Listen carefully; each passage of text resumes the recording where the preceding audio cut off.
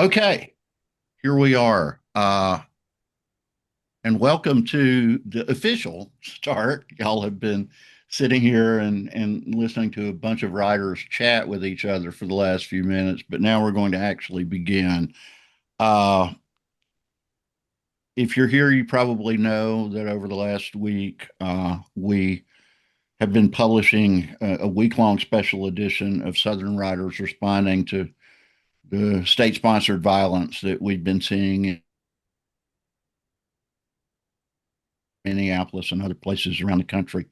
And I just want to say how grateful all of us at Salvation South are to the writers who responded to this call. I actually this whole thing began really, and Reverend Cox, I'm going to put you here on the screen with me.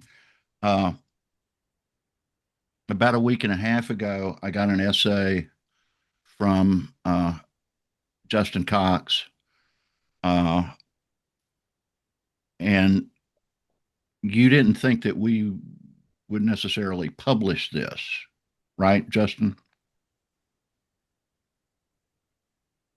You're Yeah, muted. I Yeah. was.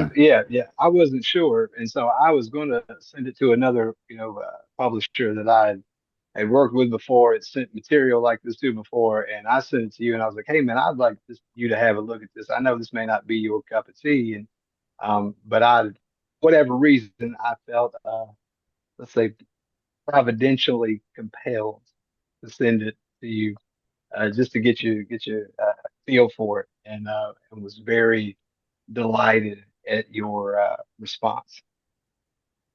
Well, and as soon as we got it, and everybody, this is Andy Fogel, our poetry editor. Uh, and I got in touch with Andy and I said to Andy, hey, do you think if we put out a call to some poets whose work we love to publish, that they would be interested in trying to write in response to what's going on? And how did that play out with you, Andy? Yeah, I made a quick kind of list in my head and reached out and did not expect the high percentage of people that I reached out to, to respond with stuff. It was like it just kind of kept coming, every few hours. I think I'll try to write something. I got something for you. I'll get back to you tomorrow. I think, everybody just seemed to kind of be more and more in. It was pretty neat to see. And then we decided that we would have to publish all week long in order to make room for all of this. And that's what we did.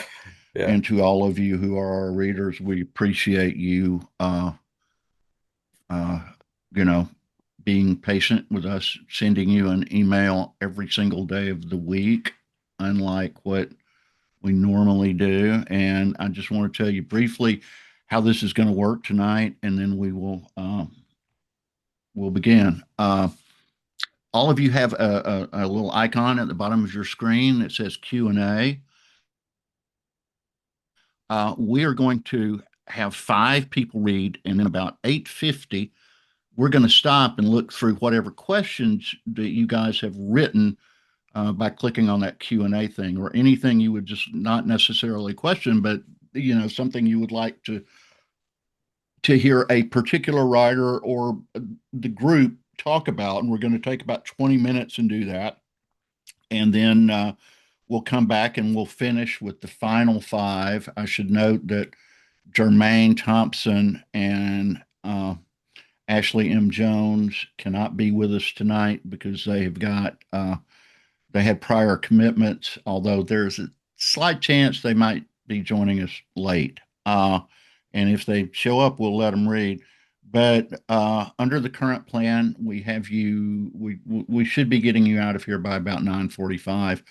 You will notice on your screen over my left shoulder uh, a QR code. The Salvation South Storytelling Fund is our new nonprofit arm that is dedicated to uh, three things. I'm not going to go into that here, but if you feel inclined to donate to what we're doing and to support us, you can scan that QR code and it will take you to somewhere where you can do that. And with that, I'm going to invite the former poet laureate of Kentucky, Silas House, to read. Thank you. Glad to be here tonight. I am going to read a poem that I wrote especially for this issue called Colder Than Cold. And it begins with an epigraph from Voltaire. Those who can make you believe absurdities can make you commit atrocities. Colder than cold. The storm stomps boots across the wide country. A stand of trees splinter, cracks startling like gunshots in broad daylight. Our dogs are curled close in our warm house. Not far off, people will freeze. The death tolls rise as the sleet falls like glass. When they murdered the good poet, we marched and sang. Many others were killed, unnamed, unknown. Are you okay? The nurse asked. And we all know that no, we are not. Bearing witness is too much for us to carry alone. So I dress for weather ahead and go. Red birds peck at barren snow. The air is a bell waiting. Winter sun shines afar, but still I can feel heat. Thank you. Thank you, Silas. We can't hear everybody clap, but I'm sure they're clapping. And I think y'all can like send reactions and stuff.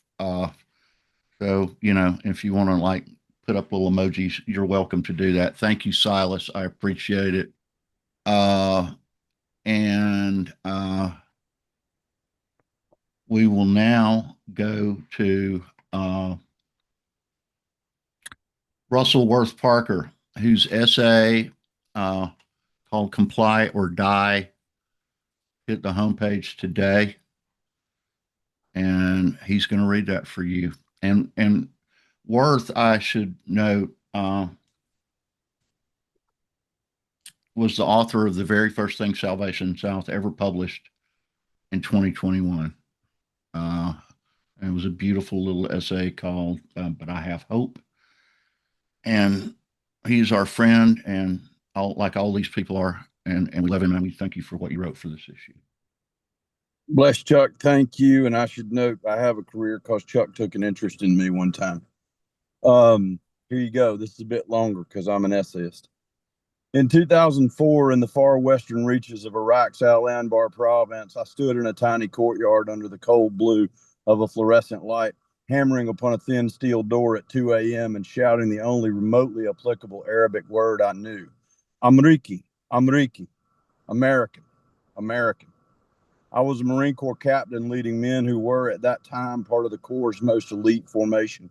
We were all a little older, volunteers individually selected and specially trained for parachuting and scuba diving, sniping and precision explosives, close quarters battle in which we flowed through buildings to kill or capture the person or people for whom we'd been sent. Most of us were on our first combat deployment, but there were volunteers on their second. Guys who, after the 2003 run to Baghdad from Kuwait, found life at war to their liking. We were a group of guys for whom the line in Michael Mann's movie Heat resonated. For me, the action is the juice. Not particularly normal by the standards of our civilian peers, but useful when hard things needed doing in the dark. I pounded on the door again, hard, my gloved fist heavy with the weight of American exceptionalism. Amriki, Amriki.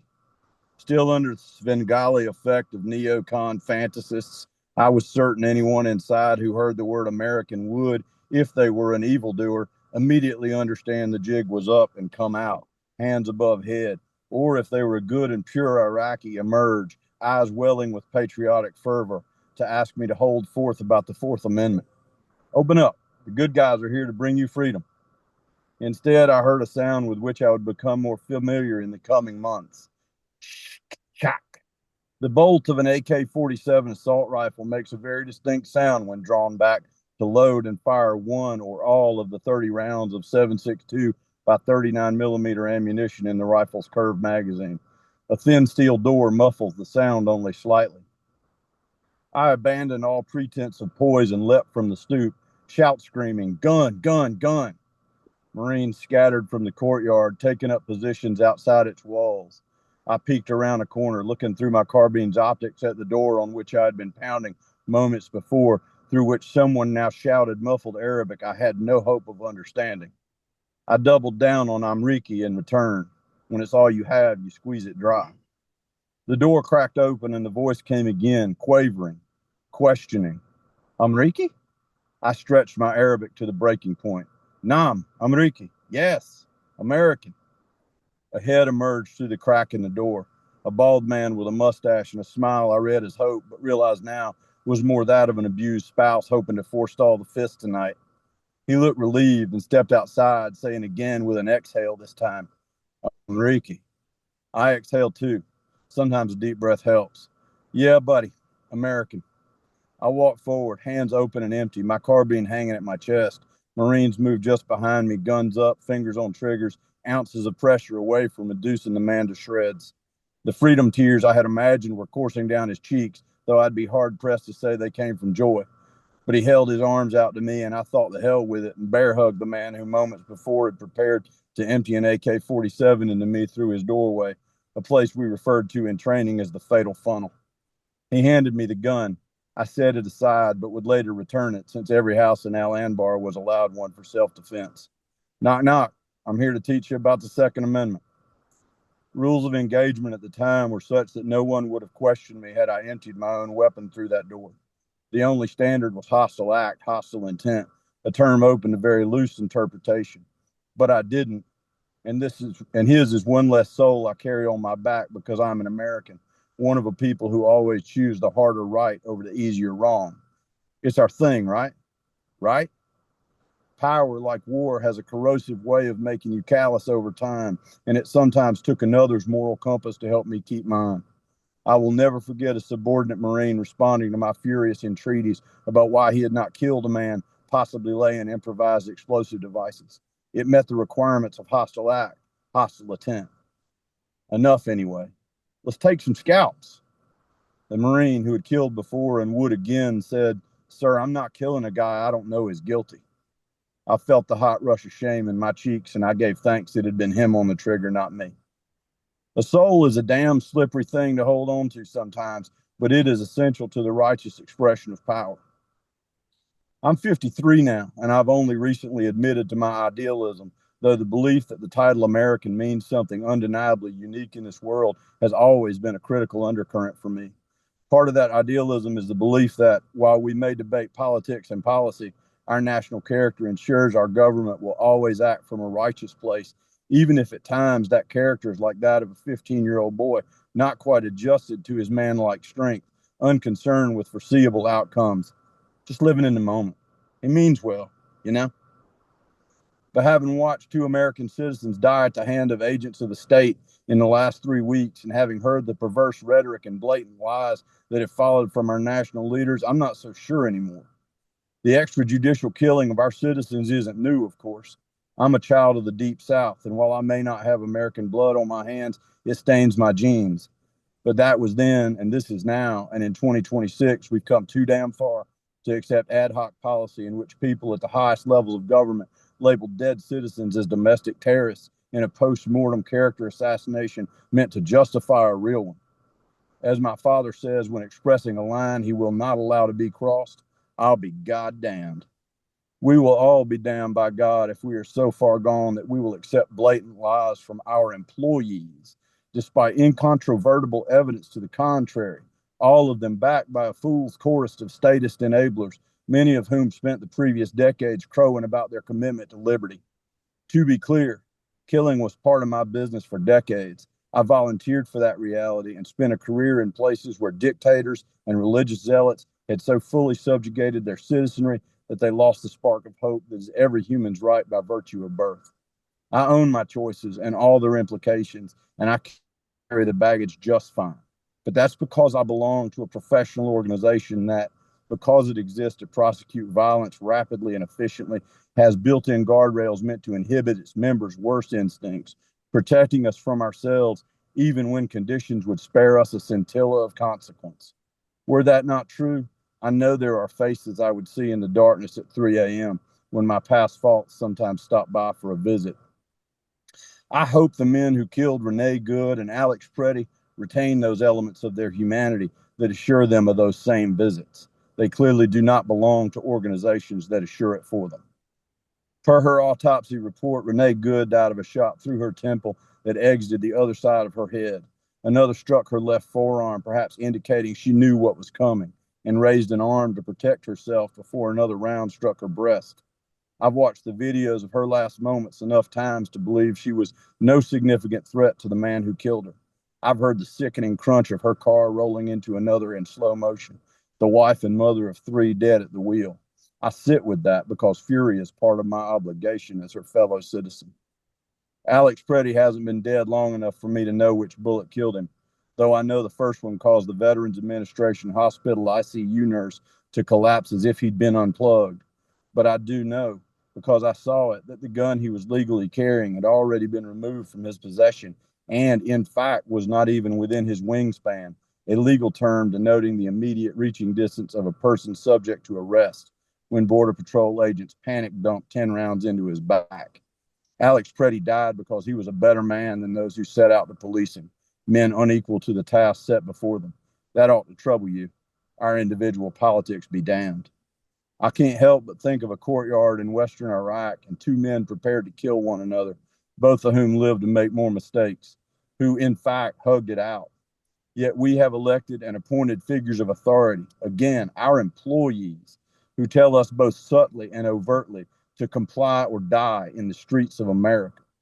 Is this the land of the free and home of the brave, of live free or die, of don't tread on me? Maybe we should amend it to live free and die. Maybe all those brave souls with Gadsden snake flags can use them to polish the boots treading upon us, if they can stop licking them long enough. At best, these latest horrors are failures of qualification, the result of inept, poorly trained, or cowardly officers, or perhaps some measure of all three. At worst, they are collective failures of morality by our leadership, failures to hold on to our national soul by the people charged to honor and maintain the very foundation of what it means to be a citizen of these United States. There's no excuse. They volunteered for the jobs. They can carry their own baggage. Of course, we can't expect much accountability from a federal government in which the vice president, himself a Yale trained lawyer who surely knows better, and a man who earned the same title that has meant so much in my life, says of the man who executed Renee Good, that guy is protected by absolute immunity. He was doing his job. The term is qualified immunity, and it does indeed rightly insulate law enforcement officers from much of the potential negative effects of carrying out their duties, a reasonable protection for citizens who undeniably put their lives on the line for the rest of us every single day. But it is not absolute. It requires objective reasonableness, which, if the courts are any indication, is admittedly a standard about as broad as hostile act, hostile intent was in Iraq in 2004. A hell of a thing to say about America in 2026. It is apparently also one of the few rights we still apply without qualification these days, at least to immigration agents hired and trained in a rush after standards were affirmatively dropped. We have certainly learned in the last few weeks that neither the First nor the Second Amendments to the U.S. Constitution are sacrosanct to the people we honored with the chance to protect them. Those two, the first added to the U.S. Constitution by the people who authored the most important document in American history, can now get you justifiably killed, according to the comply or die folks. As I say, a soul is a damn slippery thing. I wish my wars had been resounding successes founded in service to our better angels, to making that shining city on the hill a reality. They weren't, and ultimately, I was told we were there for a more pragmatic reason, that we had to fight the terrorists over there so they didn't come over here. I thought I had at least accomplished that, but I'm not so sure anymore. That's it. Thank you, Worth, for reading that. I really do appreciate it. I appreciate you being here. And uh, I'm going to bring our next reader up. She was clapping for you, or I don't know if you could see that or not, but ladies and gentlemen, I want to introduce you to someone whose work means a tremendous amount to me.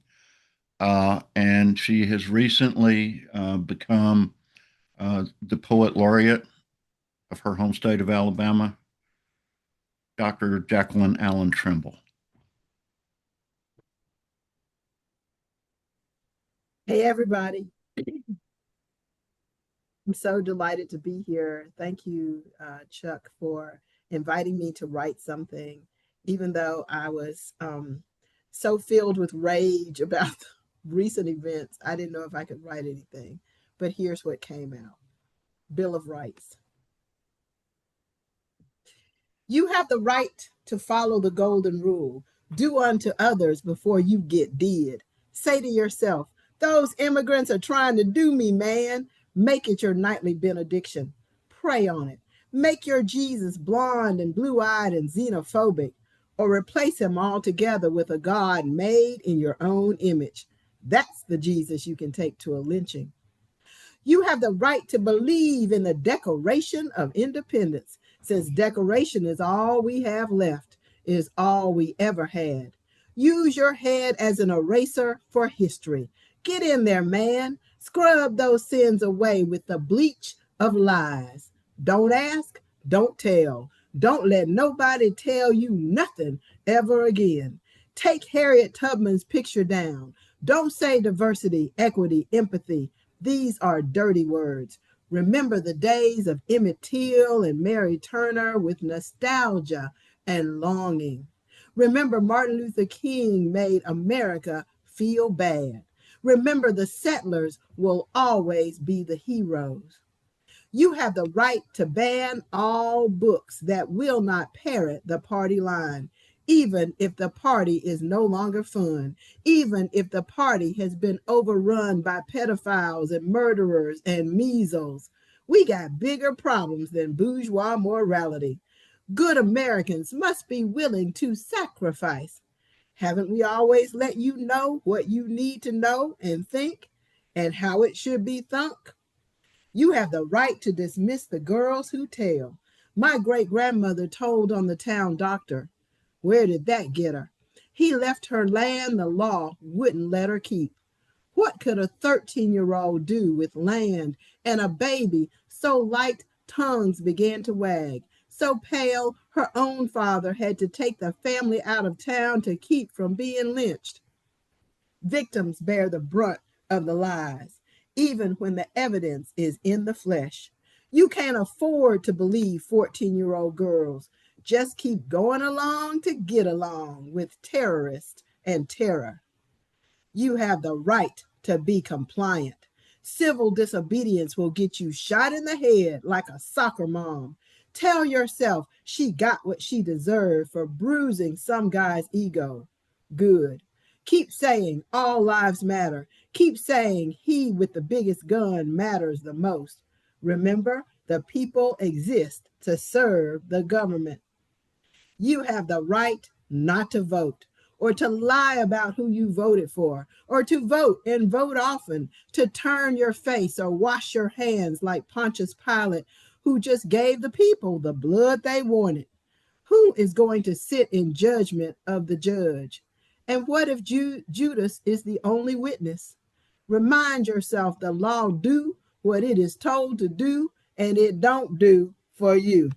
You have the right to remain silent. Should you give up that right, you will be shot in the back while prostrate, unarmed, on the ground, repeatedly. Even if you were just trying to help somebody else, even if your whole life was about helping others, when, dear God, is our help coming? You don't want to be the villain in this story, just like the Black people and the indigenous people and the allies and the people of color before you, do you? You can be criminalized. You can be a domestic terrorist shot by Captain America. You have the right to grind your country to rubble. to turn your face away from all the politicians bought and sold, from all the judges, supreme and otherwise, bought and sold, from all the billionaires doing the buying and selling, the right to stand by and peep from the sidelines, from your family rooms, on TikTok and the gram, the right to do nothing like you have always done. You have the right not to believe your own eyes. Tear gas and bullets are not falling, neither is the sky. Look into the sun and squint real hard.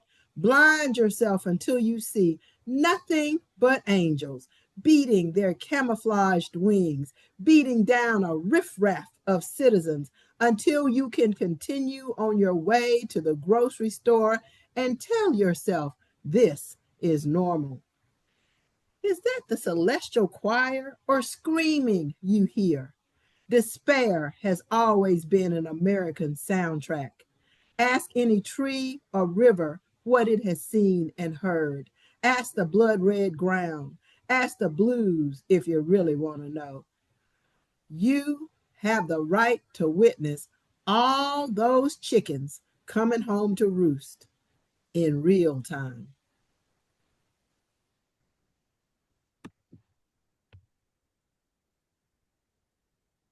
Oh, goodness me.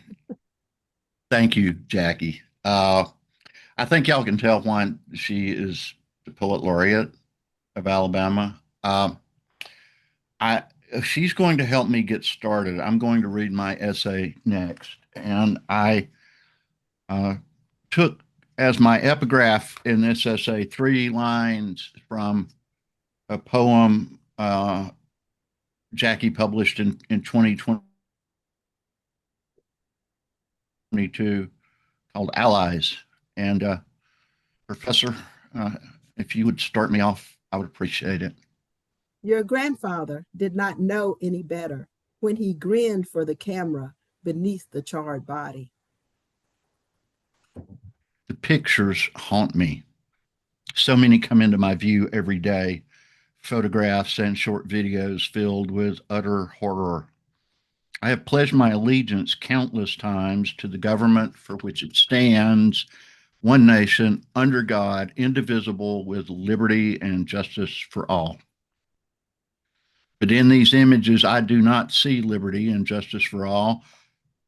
I see liberty being snatched away from my fellow Americans and from people who aspire to become citizens of this nation.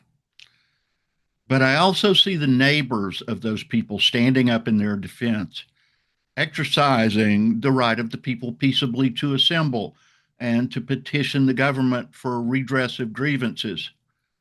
Their path has not been easy. For months, I have seen people who exercise that right, guaranteed by the First Amendment of the United States Constitution, pepper sprayed by agents of the same government to which they pledged allegiance. I have seen those agents fire pepper balls and tear gas grenades at their heads. I have seen agents ask a 5-year-old boy to lead them to his father, telling him his papi was in the country illegally, which was a lie. Liam Conejo Ramos's father, Adrian Alexander Conejo Arias, a native of Ecuador, applied for asylum here, and his case is still pending. Still, the agents arrested Alexander. After the agents put the father in their vehicle, another family member living in the house volunteered to care for the child. The agents ignored that request, stuffed Liam in their SUV too, then sped away. Father and son remain in a detention center, the South Texas Family Residential Center in Dilley, Texas, over 1,300 miles from their home in Minneapolis. When U.S. Representatives Joaquin Castro and Jasmine Crockett, both Democrats from Texas, visited the Conejos there on Wednesday, Liam's father reported his son was, quote, very depressed, close quote, and had little appetite. Judge Fred Byery of the U.S. District Court for the Western District of Texas, a Clinton appointee, earlier this week ordered the federal government not to move either father or son out of his jurisdiction while their challenges to deportations are still being weighed by the court. And then on January 7th, I saw federal agents shoot a young mother, a poet like so many we publish in these pages. As she tried to move her vehicle out of the agent's way, she looked at her window and said to the agent, "I'm not mad at you, dude." Those were her last words. The agent shot her in the head, the chest, and the forearm. A week ago, I saw the agents push a protester to the ground as he tried to protect another protester from their pepper spray. One hand holding his phone to film what was happening, the other held up to block the blinding bright orange chemicals. I saw them take the protester's holstered handgun, which he held a permit to carry, off his body. Then I saw the agents shoot him as he lay unarmed on the ground 10 times. Other photos, much older, haunt me. Photographs of black bodies hanging from trees in this land to which I have pledged my allegiance. Photos of dozens, even hundreds of white faces grinning at the cameras, pointing at the limp bodies of their neighbors. Neighbors they had murdered under the guise of what they called justice, usually just a trumped up excuse to kill them because their skin was not white. Photos reprinted and sold as postcards. The agents who now roam the streets of America appear to share the arrogance and hatred of those crowds from the last century. They seek skin that is not white. They push, they shove, they bully. Were they alive in the previous century? I imagine them in those postcards, pointing upward, grinning. I imagine them gathering around the body of Alex Preddy as it lies in the street, or around Renee Good's SUV where it came to rest against a phone pole, smiling for a picture, commemorating their victory. But they cannot do that. Why? Because others are pointing cameras back at them. The thousands of people who protest are pointing their cameras at the agents' masked faces while they harass, harm, and even kill their neighbors. These protesters, with their phones constantly pointed at the agents, recording their every move, have reversed the dynamic of the 20th century. The enormous record the protesters are creating is nothing like those old postcards where we saw the killers celebrate over the dead bodies of their victims. Instead, they're capturing images of the perpetrators as they kill. These contemporary photos mirror what earlier photographers might have recorded if they had documented white people flinging their nooses over high tree branches. I used to cuss and fuss and boogie all night long, but now I'm standing on this corner. I know right from wrong. Laverne Baker, 1961. When I was a younger man, I would have cussed and fussed at what I am seeing today, and I remain tempted to do so, but to cuss and fuss and call names brings no peace. I live today by code that calls on me to love the universal force for goodness and peace and to love my neighbors as I love myself. A code that reminds me that to live by it, truly, I must recognize that every person on this planet is my neighbor. Loving their neighbors is what the protesters and their cameras are doing. Earlier this week, The Atlantic published an essay by Adam Serwer, a journalist whose work I admire and read every time I see his byline, called "Minnesota Proved MAGA Wrong." Reporting from Minneapolis, Serwer wrote, "Perhaps the Trump administration officials had hoped that a few rabble-rousers would get violent, justifying the kind of crackdown he seems to fantasize about. Maybe they had assumed that they would find only a caricature of, quote, the resistance, close quote, people who seethed about Trump online but would be unwilling to do anything to defend themselves against him. Instead, what they discovered in the frozen North was something different, a real resistance, broad and organized and overwhelmingly nonviolent, the kind of movement that emerges only under sustained attacks by an oppressive state. Tens of thousands of volunteers, at the very least, are risking their safety to defend their neighbors and their freedom. Yeah, certain Southerners might say, but that's a liberal city up north. And I would remind those people how another nonviolent protest movement that arose from the South secured the civil and voting rights of all Americans. I would also remind them that the immigration and customs enforcement agents of today are at work in our region too. They are arresting people in Texas. ICE's Operation Tidal Wave in Florida has produced thousands of arrests. The Federal Law Enforcement Training Center near the Georgia coast, which has schooled federal officers for half a century with little controversy, is now the epicenter of training for more than 12,000 new ICE agents hired in the last 12 months. I pity these people. I pray for them, knowing that they live in worlds where there is no light at all, only the darkness of hatred and bigotry. But when I see the tens of thousands of people protesting, protecting their neighbors by holding up their cameras in nonviolent protest, I see a growing light. I see that the Reverend Dr. Martin Luther King Jr.'s dream still lives. I remember the words he spoke at the annual Southern Christian Leadership Conference meeting in 1967. I'm concerned about brotherhood. I'm concerned about truth. And when one is concerned about that, he can never advocate violence. For through violence, you may murder a murderer, but you can't murder murder. Through violence, you may murder a liar, but you can't establish truth.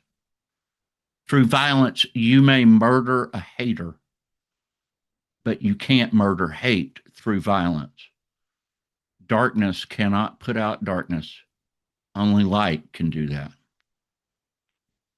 Thousands of little cameras shine on this current darkness. If people who love their neighbors keep shining their little lights, darkness must, at some point, retreat.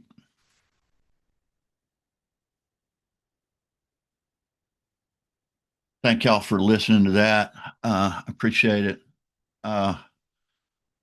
And now I'm going to bring up our last reader before we take a break and start answering some questions from y'all. And that would be a gentleman from right here in Atlanta, where Salvation South is. He is the dean of the Episcopal Cathedral of St. Philip. And I give you the Very Reverend Sam Candler. Thank you, Chuck. Sweet Jesus, these are strong and truthful words to follow. Ice Watch, the power's off. Saturday brought the weather forecast, the threats of rugged ice across our country, and cold thuggery brought other ice. What to watch on the weekend television from our safe and comfortable homes. One station freezes our attention with the usual anxiety of hyper-weather news. Another runs the unusual news, the horrifying, agonizing news of thugs who murder an innocent civilian, who cared, who was one of us, who was a nurse, an observer. Today, some of us have lost our power, as we have before. Honey, the power's off again. Others have lost their lives. We have lost our lives to goons and grifters, to ignorant stupidity, to lying sycophants. Be careful what we watch. It could blind us. Be careful what we watch. It could kill us when we veer our caring lives into the hazards of those in need. Across our country, the power's off, demented, torn, and twisted, like an erratic electric line lying in the once civilized streets across our country. Thank you, Sam. I appreciate that. All right, I'm going to start putting everybody back up on the screen here. And we're going to go through a few questions that y'all have asked. And I'm going to try to do this. It seems like I keep putting people up and then taking them back off. I'm sorry. I'm getting there. Andy, Willie. There's 9 of us, and we're still missing. Oh, we got everybody, the 9 of us that are here right now, because Silas had to leave. Okay, yay. People have been writing in some questions, and I want to bring them up, and we can just answer them. One question is from Kiesa K. I hope I pronounced your first name correctly. And she asks, how can we stop the killing of the good poets, nurses, and immigrants in our country? Words have power. Poems help us survive living here now. How can we stop these things from happening? I know that I, as a writer, when I wrote this thing that I just read for y'all, there's a part of me that was glad I could write it and grateful for whatever ability I have to do that kind of thing. But there was also a part of me that had to ask myself, okay, what does this matter? So I'm just curious to ask all of you who contributed your work to this edition, how you feel about that question. Jackie, go ahead. You're muted. So I think that what we do as writers is important, because people sometimes are not even aware sometimes of things that are going on. And I think it helps them realize that they're not alone in their own thinking. That's one thing. I think the second thing is that for a successful resistance, we only need 1% of the people to resist, but 3% of the people resist, and it becomes a successful resistance. And I was astonished by that, that idea that you only need 3% of the people to really have an organized resistance to make a change. And I think more than 3% of the people in this country are not happy with the way things are going. And so the second part of that is you don't have to organize of your own. There are so many people out there who are organizing, who are putting things together. You need to join one of those organizations, of those groups, and do what you can. We all can't do everything. We all, we have an expectation that everybody's going to be, Martin Luther King or Fred Shuttlesworth or somebody, and that ain't going to happen. But you need people that will talk to other folks, get the word out, make a sign, whatever it is that you can do, that you feel comfortable doing, you should do that. And third thing I would say is don't lose hope. We are a huge country of, by far, I still believe, mostly decent people who really do not like to see citizens shot in the street. And sometimes it's hard to remember that the crazy voices are often loud, and so they seem overwhelming and pervasive. Don't let it seem that way. And I think these kinds of discussions, these kinds of, the writing is a way to say, you know what, other people are thinking like I'm thinking. I'm going to get out and do what I can, and I'm going to do what I can do. If that's write a check, make a sign, join an organization, just let people know, write my senator, write my congressman, write my governor, write whoever I can.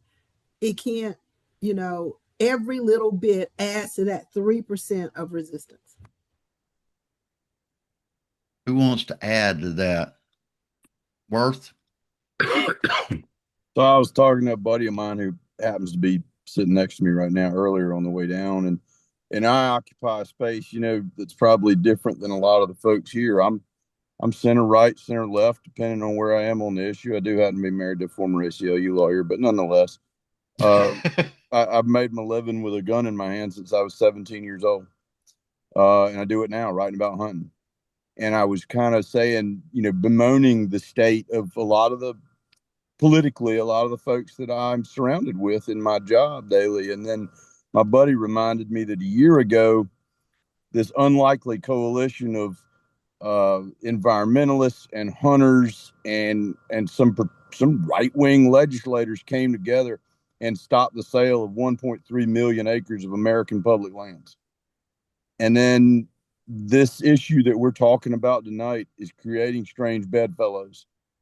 And so I guess what I would say is, as a guy who spent a lot of years of my life focused on how to build resistance armies or tear them apart, don't shut down your willingness to reach out to somebody because they don't look, think, smell exactly like you on all the issues. A lot of times I think there's this purity litmus test that we apply, and we want to surround ourselves with birds of a feather. But I think in 2026, we got to say, you know what? You agree with me on this really important thing. Let's shake hands and make it happen. And walking around here tonight with a bunch of guys dressed in camouflage and carrying guns, there's a lot of people here who are pissed off. And I think that matters. Don't lose sight of it. I'm curious. I want to bring Sam and Justin into this because you guys, your ministers, your pastors, parishioners come to you and say, "Oh my God, what can I do?" Some of them may come to you and say, "Why are you preaching against what's going on?" And I'm just curious to hear from both of you about how you handle that in the current environment. Either of you go first, doesn't matter to me. I don't mind going. Okay, Justin's still muted. Yeah. What I tell everybody is go to synagogue, go to mosque, go to church. You go to your local parish. I think the again, I'm prejudiced to talk about that way, but it's those communities of faith where you inevitably run up against people who are not like you and learn how to hold your own and hear other voices. Those little pockets of community are going to be, I think, what saves the country and what saves the world. It's going to be getting along and hearing voices that are different from the usual. I think it was Worth a second ago talked about purity test. Purity tests are not the answer. And whether you're progressive or conservative, purity test or continue the violence. Justin. Oh, let's see. What would I say? Um, I mean, I think I would echo a lot of what I've heard. I think the idea of stories like ours that we're getting to sit around and talk about tonight, I think it happens a lot more frequently, and it's good to be in those spaces where those stories can get shared. And usually that's around the table. Now, I'm a Baptist, so I don't really use the term sacraments that much, but I think there's something sacramental about people sitting around a table and coming together and seeing difference, diversity, and all those things that I think make, I don't know, this thing called creation really beautiful. But as far as organization, I think there's a lot more out there than we realize. I do think we are those who are working against what we are seeing right now. It feels at times like we have a stack. We are playing catch up. And I know I have been frustrated even in organizing, helping organize and showing up at organizations. And I was like, man, we really feel like we're having to throw this thing together pretty fast to be able to do stuff. Um, but that's the nature of it and that's the reality. But that stuff is out there. And there are good organizations that are really trying to do the work. I mean, I was telling Chuck when I talked to him, I was pretty close coming to Minneapolis. That was yeah, there was a group that reached out to me around that. So there are people who are constantly trying to make that happen, and they're usually in every city or in the city over. I'd strongly encourage you to do your research, find these people, get involved where you can. Where if that's on the weekend, if that's at a Wednesday night vigil, if that's making signs, um, you know, find that find that place where you can get in and you can live out your conviction and conscience. I think that's the best place to start. You know, one thing I want to bring up here is that the guy who's going to be our final reader tonight, Willie Edward Taylor Carver Jr., uh, is someone who has been a big advocate for the LGBTQ plus community, particularly young people. Uh, Willie was named Kentucky Teacher of the Year in the public schools a few years ago. Uh, Gained some fame as a result of that, which meant more people knew that Willie was gay, and thus Willie wound up not being a teacher in that school anymore. And we have a question here, Willie, that's directed specifically at you. Uh, Willie, I'm a parent of a queer kid in Kentucky who's sitting here listening to this with me. We love what we are hearing, but where is the hope? One, thank you all for coming, and for bringing your kid here. And the hope is right there in that kid. The hope is right there with you. The hope is stories. It is not on the political stage that we are going to determine the future of America. It is with each other. When I look back to my own teenage years as a queer person, um, they passed the Defense of Marriage Act.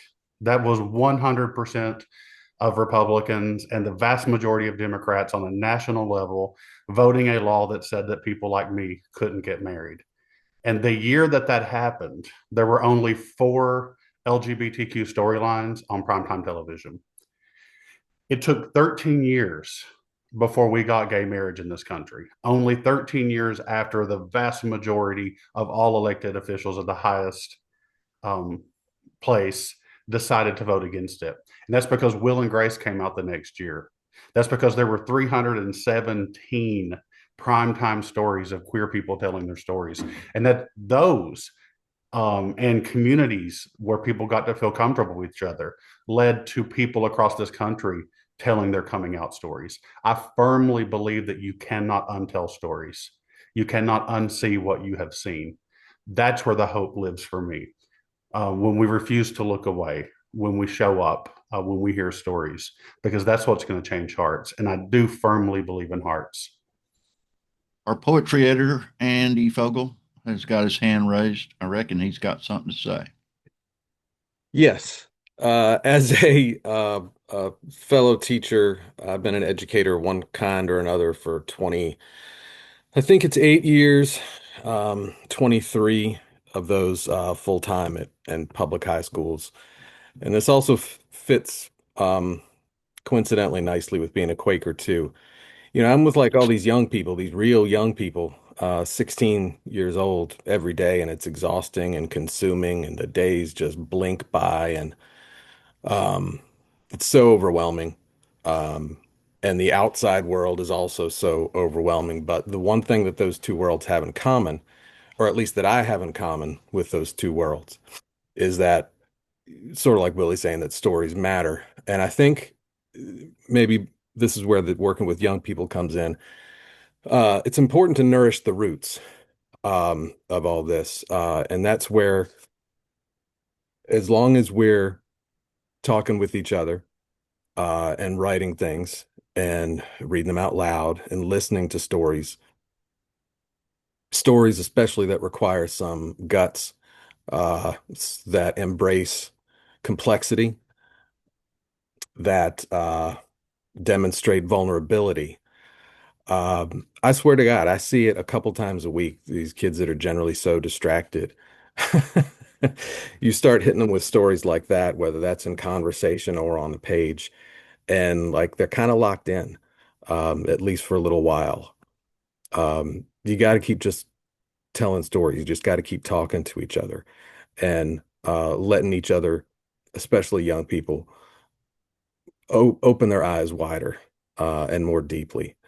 Um, I think that sort of thing, it has this humanizing function. There's a reason that English is, within the humanities, is because it humanizes us. And it's something that needs to be maintained. I'm real. I struggle sometimes too, like, oh, what do these words matter? I still think that sometimes, but that's usually answered pretty quickly with, I tell you why these words matters, because I'm still, I don't know, I'm still alive. I'm still hanging in there, and I've watched every day kids, change a little bit. Um, my friend poet Brian Gilmore talks about acknowledging our universal humanity, even in the face of, all this sort of mess. Um, you got part of it is you got to keep nourishing the roots. You got to keep nourishing the roots. I want to bring Ray into the conversation here real quick. So while I tell you how, if you would unmute yourself, I would appreciate it. Ray, I've uh, some of the very first poems we published in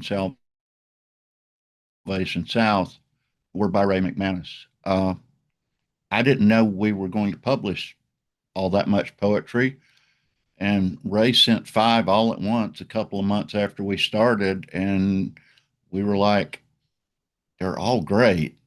We have to run them all. And we did. And he's since contributed often to us. One thing I love about what you write, Ray, is that you often seem to talk about the condition of men and, masculinity, both as asset and problem. Mm-hmm. And, you know, seeing what you see going on in the streets right now, I'm curious how that's been hitting you. Um, well, it's made the last book make a lot more sense, I think. I mean, when I see guys that are pretend weekend warriors that'll throw masks on their face so they got to hide their identity so they can swing their guns around like they got dicks on their shoulders. Yeah, that bothers me. That pisses me off. I'm sorry it's crude, but that's how I see it. Because you take any of that away and they're nothing. It's a bravado that unfortunately has been propped up and has been propped up for ever since the formation of our country, I guess ever since the formation of civilization, that this idea that men should be in charge, or that men know things more than anybody else, or men have power, or and it's again crude thing to say, but it's all bullshit. All of it's bullshit. And what we're seeing though is, I guess what's heartbreaking to me is that this manifestation is coming at us in the worst possible way. And there's still a lot of guys just like me that have chopped their own wood, that would stand up and get in somebody's face and say nothing and pretend like it doesn't happen or pretend like it won't happen here. I just had a conversation with a guy yesterday talking about it. And I mean, I live in rural Lexington County in South Carolina. We have a large Hispanic population here because one of the largest, in fact, the largest farm in Lexington is right on the other side of this tree line behind my house. And so, there is a mutual respect really among folks because they know people here know that that is a huge chunk of why we're able to sustain living here. is because of the work that these men and women are doing day in and day out, 6 days a week, 12 hours a day, and they contribute and they pay attention. And this guy says to me, he said, that shit would never happen here because we would all stand up. And I said, if it's happening in Minnesota, it's happening here. That's not another country. If it's happening in Georgia, it's happening here. It's not another country. And so I think and he was like, what, I never thought of it like that. Yeah, you're right. But I think it takes more guys like me, Chuck, to keep talking about it and talking to other guys like me because I can pass. They see a white hetero dude and they start to talk to me thinking I'm one of them. And then when I give them a counterpoint, there's not much they can say after that. I'm not a TV, I'm not on TV. They can't flip the channel. I'm not some stereotype that they've invented in their head. I'm right there in front of them and living and breathing. There was a part of me that thought after the first Trump term that maybe maybe we're going to turn a corner here, and it was just absolutely heartbreaking to see us go not just backwards, but even farther backwards than I thought we could go. I thought we were past this. I think I speak for a lot of white Southerners that thought we were moving forward finally, and to see that happen, it's sickening, Chuck. It's sickening. Yeah. I want to, before we wrap up this portion, I want to bring Annie Woodford into the conversation. Annie, as you guys are going to find out, writes beautifully. I'm such a huge fan of her work. Having grown up in Appalachia myself, Annie, I think your camera's off. Having grown up in Appalachia myself, she writes about the places like the places I came from so incredibly well. And Annie teaches at a community college in the small town of Wilkesboro, North Carolina. And I'm curious, like what you hear from the students these days, and what they're talking about relative to this sort of thing, and are they telling their stories, or are they listening to people like you who do try to write to what's going on?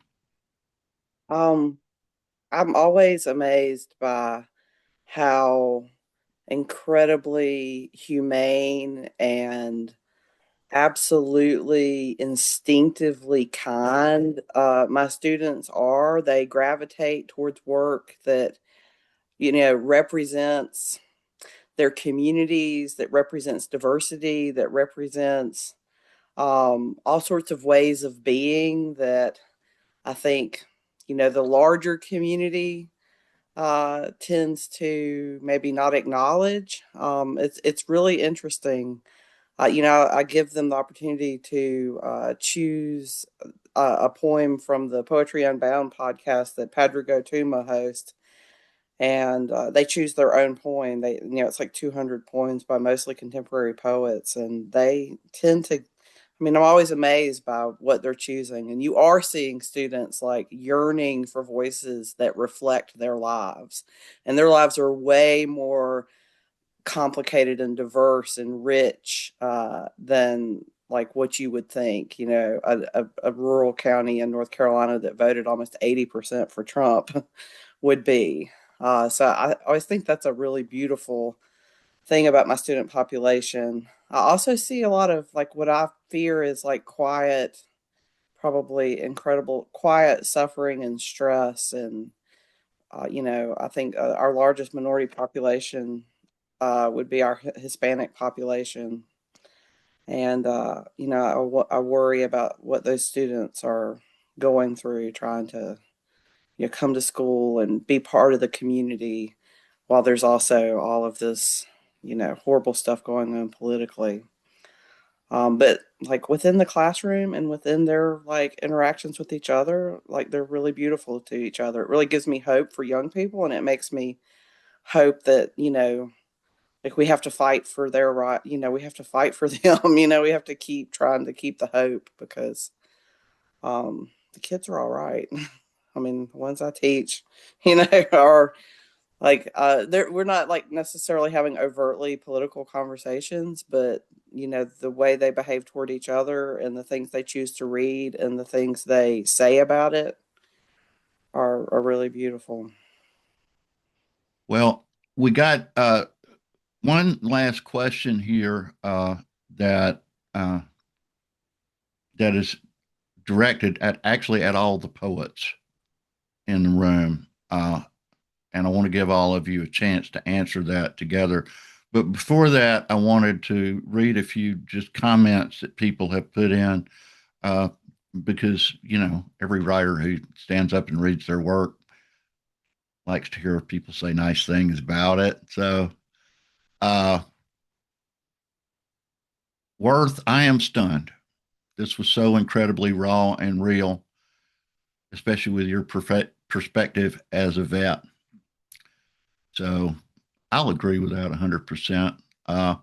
One person wrote, hell yeah, Jackie. uh, and we have a nurse, a woman named Ann McLaurin, who wrote, thank you for reminding us of the truth and not letting us look away. I am a nurse. I have to run to people who have fallen just to help because that's what a nurse does. I could have been Alex P. Any of us could. May we continue to run toward those who need us, whatever the risk. Thank you, Anne. I think all of us need to hear that. So here's the question for the poets before we get back into the reading. Kevin Tarver asks, if you were to build a care package for a poet, what is an item you would include and why?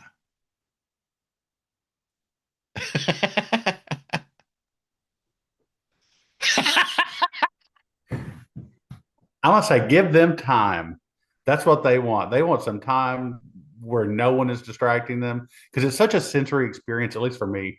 I need all 12 of my senses uh, completely separated from reality momentarily. So do their dishes or get somebody to do their dishes for them. Send them away for the night. That's what I put in there. All right. So we've got a bottle of Four Roses bourbon and time. Anybody else got anything they want to add to the care package? A cabin in the woods. A cabin in the woods. A cabin. Yeah, me too. I need one of those. Annie, do you live in a cabin in the woods? Well, I live in a modular home on a ridge, so I'm getting there. Oh, Yeah. Lord. All right. Well, let's get back into the reading, and we're going to start the second half with an essay, and it's called All of This Smells Like Carn, and it was written by the Reverend Justin Cox. I have to say that I grew up hearing the word carn, uh, but I'd forgotten completely about that until I saw Justin's essay, and the minute I saw the title, I instantly heard that word coming out of the mouths of all dozen plus of my aunts when I was growing up. So, Justin, have at it, sir. All right.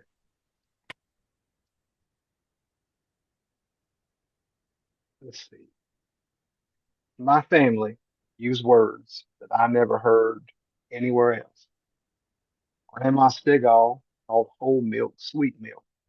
Grand Aunt Emmy told me to make her a sandwich with light bread in the store. When she said bread, it sounded more like broad. When I grew up, I learned not to repeat such words. You can't say wrestling in the presence of high society types. They demand every syllable be present in their conversations. Double modules like might, could, or faux pas, and calling the shopping cart a buggy will warrant you a look pity. And so will the word yarn. I first heard it from my great Aunt Minnie. We were walking down a country road where truck engines revved at the sight of speed limit signs. The smell hit us before we saw the carcass. What looked to be a possum had met its demise at the hands of Goodyear radials. Equal parts fur, rubber, and asphalt came together to cook the Carolina sun. What's that smell? I asked. And Aunt Minnie gagged before saying, it's an animal, hun. Looks like it got run over. He hurried past. Lord, she said, that smells like pure carn. I was a child and unfamiliar with the expression, as I was not used to describing the aroma of roadkill. I held my nose and mouth until I got home to my mother and I told her about dead possum. Aunt Minnie said it smelled like yarn. What is that? I asked. She proceeded to tell me what I'd already guessed. Yarn, sometimes pronounced with a Y and K, yarn, was a foul stench. Years later, far removed from Appalachian parlor talk, I learned that Kjarn was a regional pronunciation of the word cairn, the word for the dead and decaying flesh of animals. Since that day, when my nostrils attempt to seal themselves off at the smell of that which is decaying or putrid or cadaverous, my mind goes to that word, Kjarn. I attach it to things that I believe are long dead. However, as a preacher with enough Easter sermons under my belt, I can tell you that what gets put in tombs doesn't always stay there. In the last year, I have seen things I thought were perfectly buried rise again, carrying with it the smell I know to be decomposing yarn. I'm talking about lost cause religion. Its stench first rose after the defeat of the Confederate Army in 1865. Festering among the faithful, it claimed a moral victory in the face of the unimaginable loss. The lost cause mythologized the South as a victim of Northern aggression. It transformed a war fought to keep human beings enslaved and buy and sell them as property into a struggle for states' rights. It uplifted a false narrative that was preached from pulpits and political podiums and around supper tables. It functioned as a cultural crutch where devotion to the mythological Dixieland became a badge of pride. This movement did not fade away after Reconstruction. It reshaped itself. It taught people to see themselves as aggrieved and besieged and divinely justified in preserving their way of life for some and not for all. The ministers of this new gospel were the Ku Klux Klan. Their doctrine manifested in Jim Crow segregation.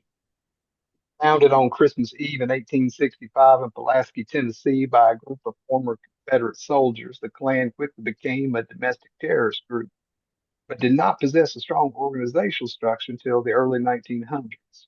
That would come after the 1915 revival in Stone Mountain, Georgia. There, according to W.J. Cash in his 1941 book, The Mind of the South, the Klan became the anti-Negro, anti-alien, anti-red, anti-Catholic, anti-Jew, anti-Darwin, anti-modern, anti-liberal, fundamentalist, vastly moral, and militant Protestant group that we think of today. But by 1925, KKK membership was in the millions. It was not limited to the southern states. Thousands of white robe marchers marched down Pennsylvania Avenue in Washington, D.C., signaling their intent to enter and control politics. Turmoil inside the KKK would diminish its power over time, but the white robe terrorists gained renewed life during the 1950s and 60s with the revival of the civil rights movement. In my home state, Grand Dragon James Robinson, Bob Jones rallied rural North Carolinians to attend mass cross burnings. Their atmosphere appeared carnival-like until nightfall, when rhetoric came from Jones and his chaplain, George Dorset. The duo was so successful that the Tar Heel State became known as Clansville, USA. When the Reverend Dr. Martin Luther King Jr. spoke at North Carolina State University Reynolds Coliseum in July of 1966, Jones and other Klan members came out in force. 2 weeks later, they would bring over 5,000 to Raleigh's Memorial Auditorium to continue showcasing the drawing power of their segregationist platform. When Jones was indicted and found guilty and sent to prison in 1969 for financial fraud, his Carolina Knights fragmented. Still, in 1985, I saw them with my own eyes, handing out pamphlets in Cartersville, North Carolina, the town where I was born and raised. Diminished but not destroyed, reeking, smelling like yarn, but not dead. Slavery, Jim Crow, mass incarceration of black and brown people. While the methodology of white supremacists had shifted and evolved, their ideology stays the same. Let us be reminded that the Klan did not see itself as lawless, but carried out what it understood as the true law God had ordained, which is why the lost cause never needed white robes to survive. It learned to wear face hiding neck gaiters instead. It never died. It was just on ice. And if this sounds sensationalized, the paper trail says otherwise. Infiltration of federal positions by the Klan has been around almost as long as the group itself.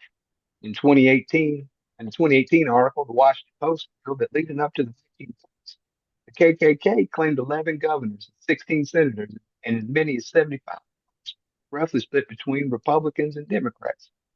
And one need not go back a century to see the influence of white supremacist organizations in law enforcement. 2006, the Federal Bureau of Investigation issued an intelligence assessment about white supremacist infiltration of law enforcement, naming the particular danger posed by officers with access to restricted spaces, weapons, and people the state was charged with. This was followed up by the FBI Counterterrorism Policy Directive in 2015, which acknowledged that domestic extremist movements with connections to white supremacists often maintain active ties to law enforcement.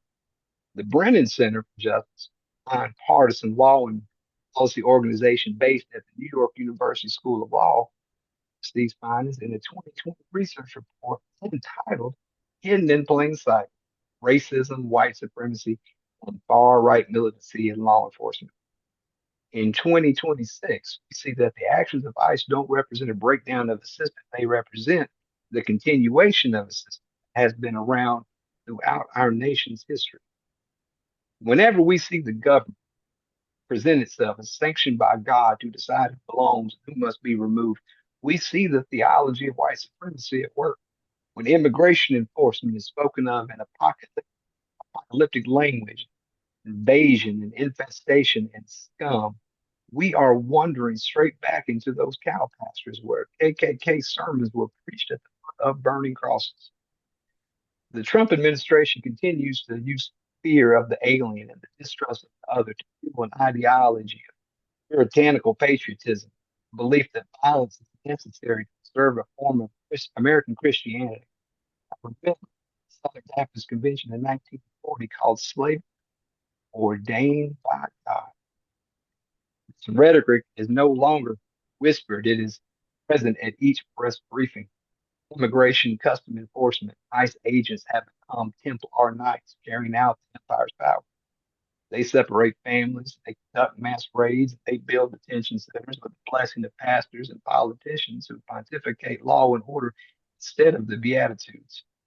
Children are taken from their parents. Immigrants are chased down in the street, placed in cages. Brown and black bodies are examples of. Now white bodies too. Keith Porter, Renee Good, Alex Bruden, and all of it defended just as lynchings once were. The lost cause religion yesterday and today has always relied on state violence to maintain hierarchy, and it has always found broods of vipers willing to call that violence not only justified, but holy. Where the Klan once carried out terror in the night, ICE does it in the light of day with the promised immunity. Whether it is fire or firearms, both incite fear and demand obedience. And all of it smells like home. What we are witnessing is not aberration, but a resurrection. And while many have linked eyes to the Nazi Gestapo, myself included, let us not overlook its homegrown connections. White supremacy in America keeps getting back zombified because we have refused to kill it. The lost cause religion survives because it still promises what it always has: power, authority, and superiority. The God who values those three things over caring for the least. But the story of the lowly Galilean tells it differently. His good news is that God is found among crucified, those struck down by the hired hands of Caesar. No matter how many times the powerful just wrapped the cross in an empire's flag, the result always smells like yarn. We need to call this how we see it. We need to leave our own eyes, bury this thing once and for all. And we can. And we do it by kicking off the shackles of sentiment and telling the truth. We do it by being honest with ourselves and with our history. We do it by protecting the most vulnerable, powerful systems and administrations that thrive on fear. That means we're going to have to pick up our shovels, shovels that look like mutual aid, court watching and accompaniment, and organizing and voting and repentance and protesting in the street when necessary. And love. We're going to need a whole lot of that too. We're ever going to be rid of the smell. That's how empires fall. That's how you plant a tombstone over an oppressive ideology that's long overdue for its final release. Thank you. Thank you, Justin. All right. Next, I'm going to call on our poetry editor, Andy Fogel, to read the poem that he wrote. All right.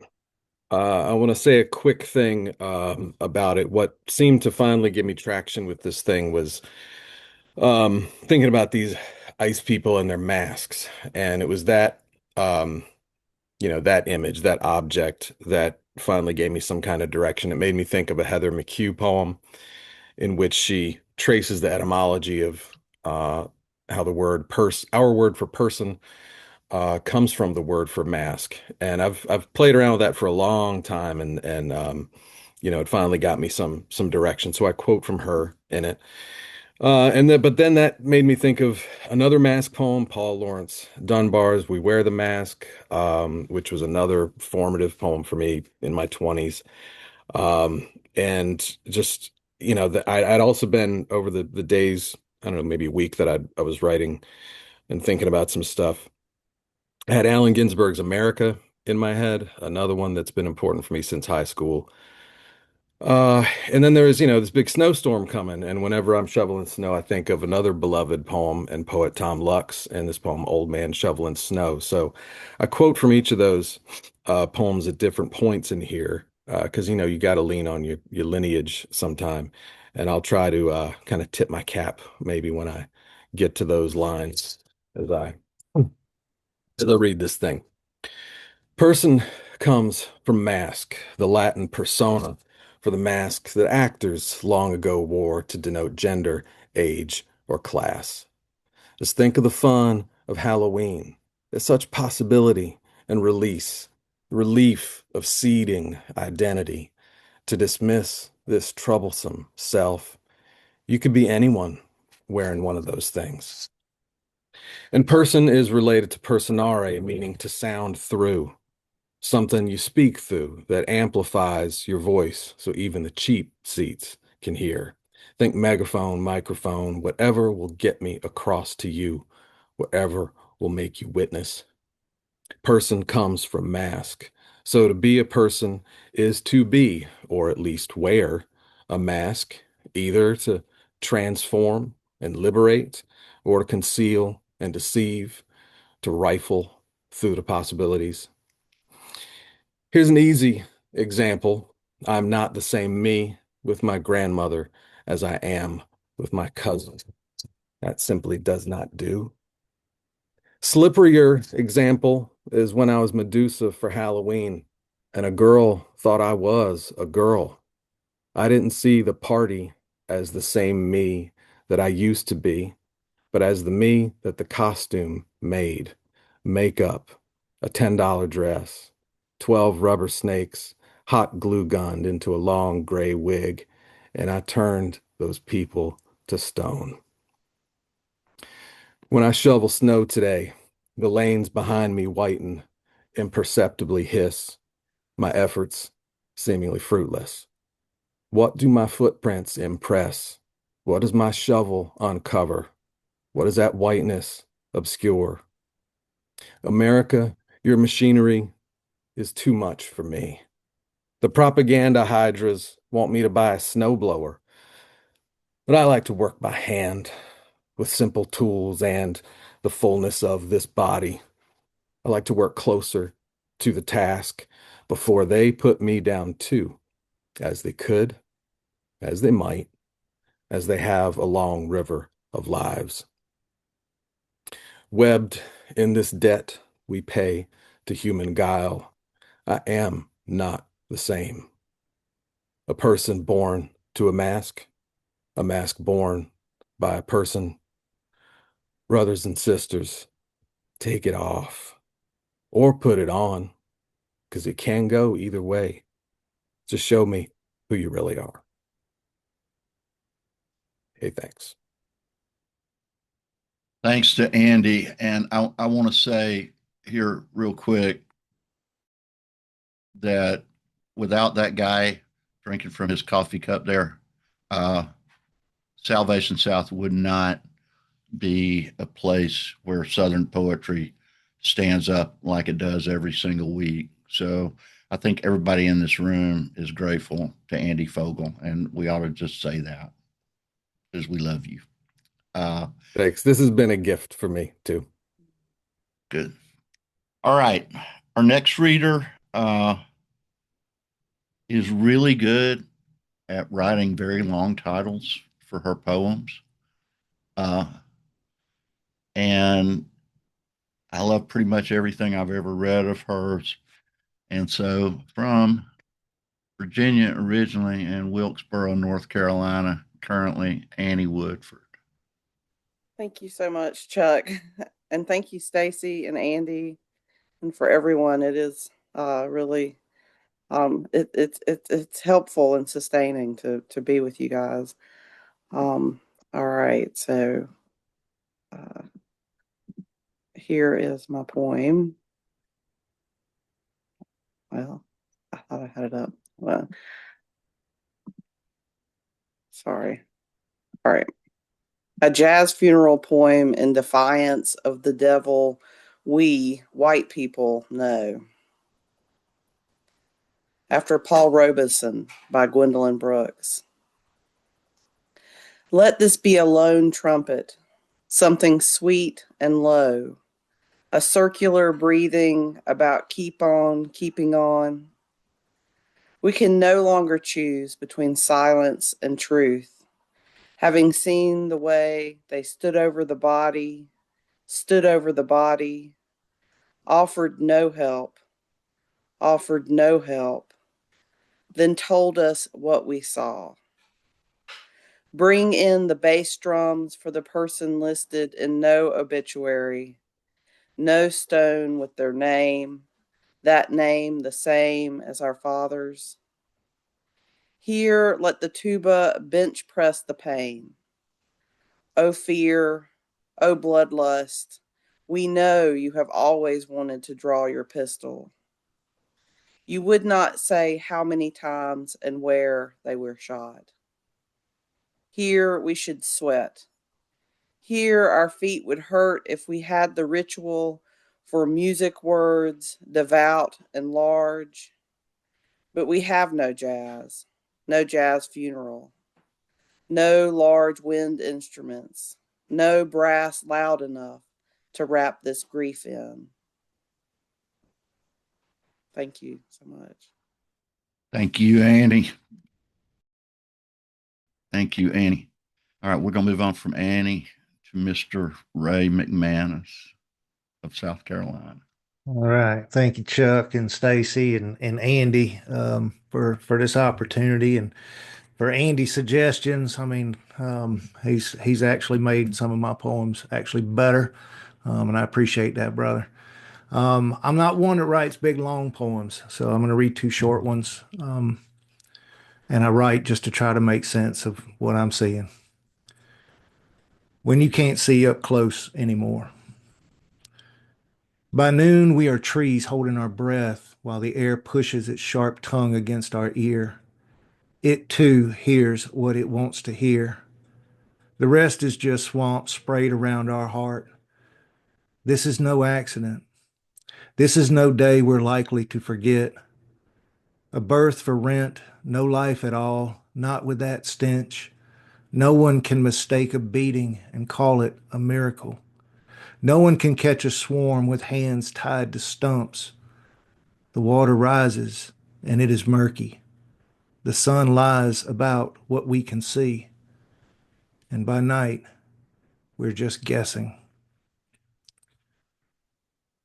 Looking at old photos and seeing the future.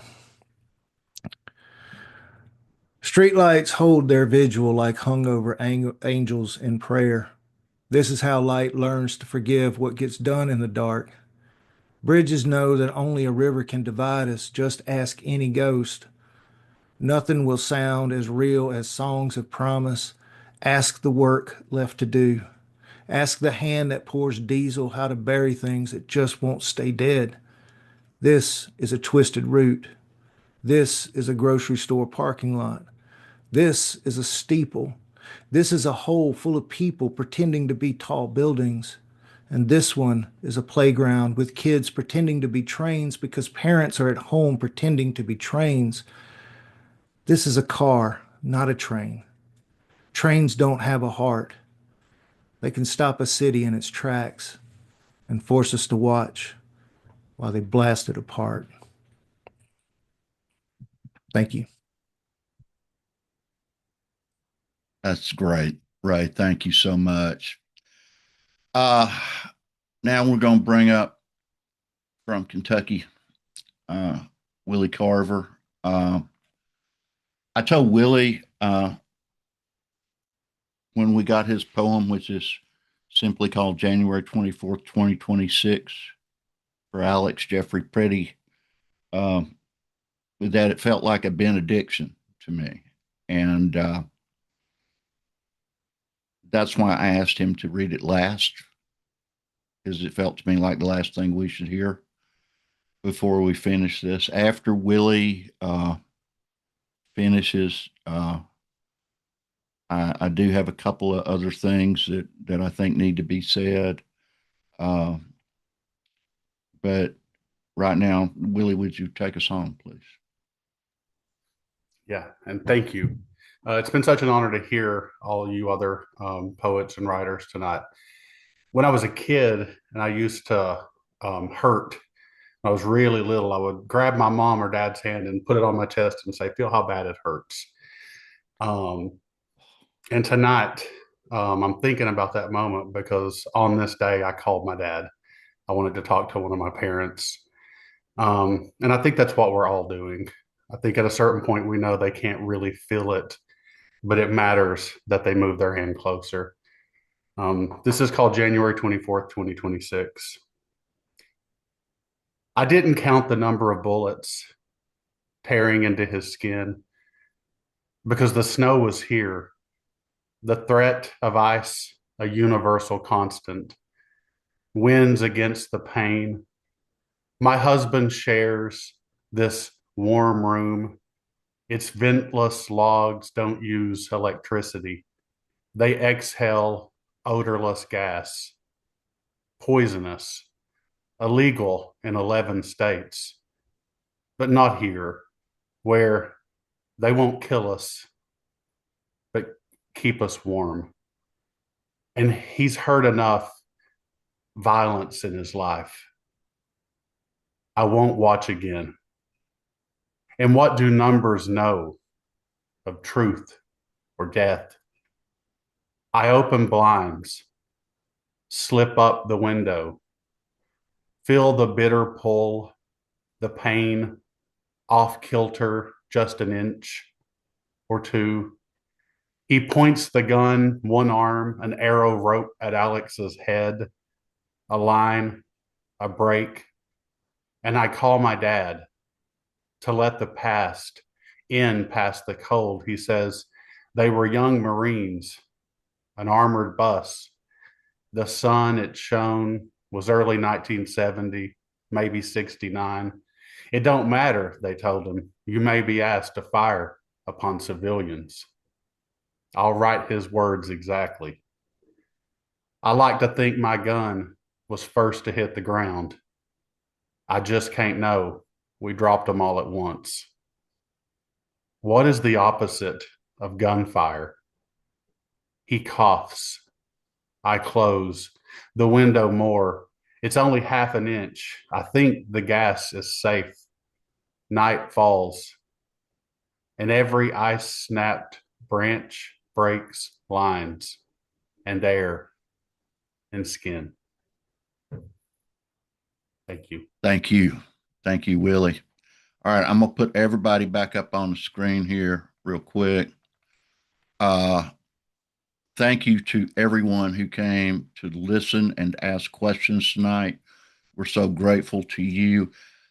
And if you would like to do something like this in person with us, and you happen to be heading to the American Writers and Publishers Conference in Baltimore in March, we're going to have a whole bunch of Salvation South poets reading live, and we can all like see each other and hug one another and, talk in person. Andy, you want to give a few details about that?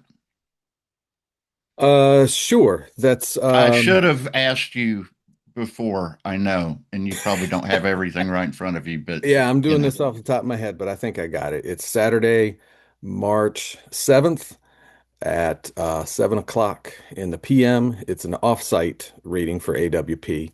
They have events throughout the day, but there's also some happening events around Baltimore most evenings.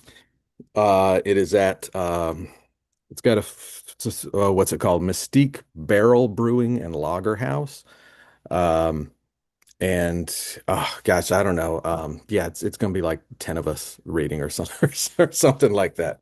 It's are gonna be are a any big of the people who are in this room going to be there? I believe Jackie's gonna be there. Um, I know Joy mm, Priest, who is my an oh awesome poet from Kentucky, will be there. yeah, Uh, Denton Loving. Gosh, who are some of our other people who are going to be there? That part I can't remember very well. Sorry.